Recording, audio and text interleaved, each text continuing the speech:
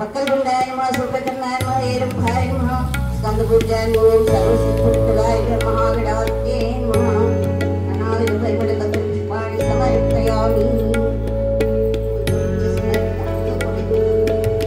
ओम गणाधिपतये नमः धूपमाघ्रापयामि।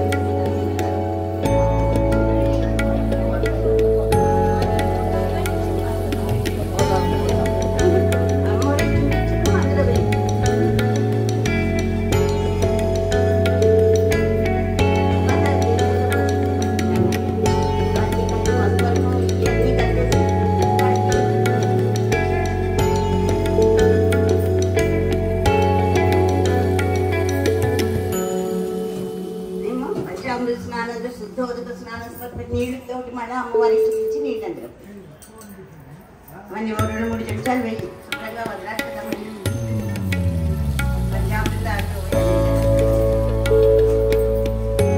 శ్రీ లలితాదేవి మహావస్త్రే సమర్పయామి. వస్త్రం చాలా కొంతమంది దగ్గర జాకెట్ చూశాను, ఆ జాకెట్ కూడా చక్కగా అమ్మవారి దగ్గర పెట్టి ఉండేవాడు. వస్త్రం బదులు బ్లౌజ్ పీస్ పెట్టి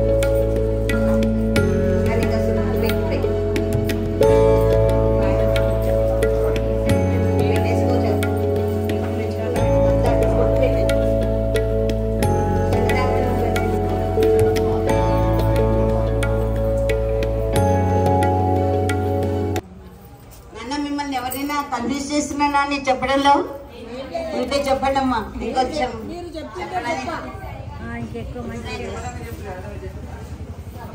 కావాలని చెప్తున్నాను నేను, ఎందుకంటే మనం భక్తిగా చేసుకోవాలి అని.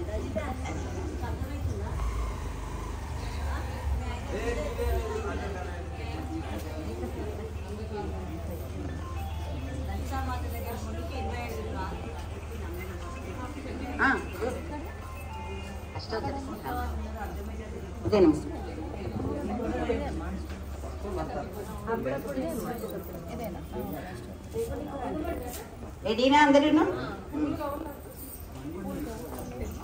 రాధిక మొదలు పెట్టినమ్మా. ఏమైంది? లెంట్ ఇప్పుడు వారిని నమః లలితా బాల దుర్గా శ్యామలాకృత్యై నమః గంగా భవానీ గాయత్రి స్వరూపాయ నమః లక్ష్మీ పార్వతీ సరస్వతి స్వరూప నివరాయ నమః రాజరాజేశ్వరీ దేవి అయి నమః భక్తాభీష్టదాయినే నమః భక్తి భుక్తి ముక్తి ప్రదాయినే నమః భక్త సంకల్ప సిద్ధిదాయ నమః. వివిధ మణి గణమయ అంటే ఇక్కడ నంది భృంగి మొదలైనటువంటి గణాధిపతులు అందరూ కూడా ఈ ప్రాకారంలో ఉంటారు. వాళ్ళకి నా నమస్కారము. ఇక్కడ సహస్ర స్తంభమ మండపం కూడా ఉంటుంది.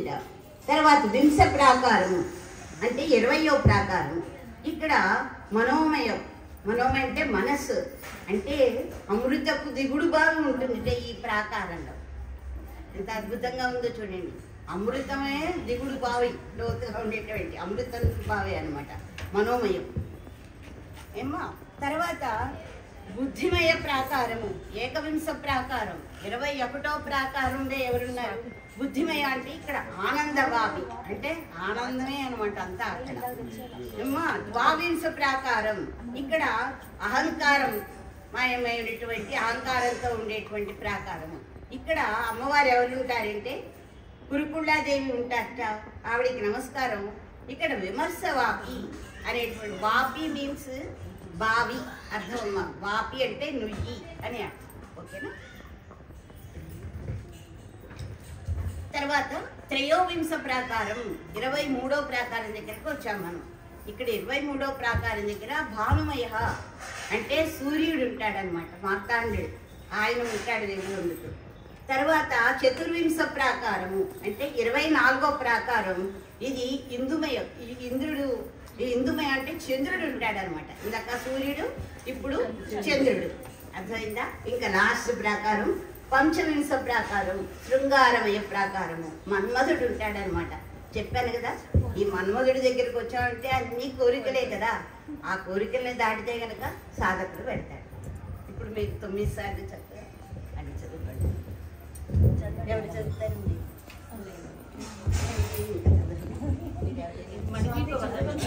మణిదీప వల్ల చదువుతాను.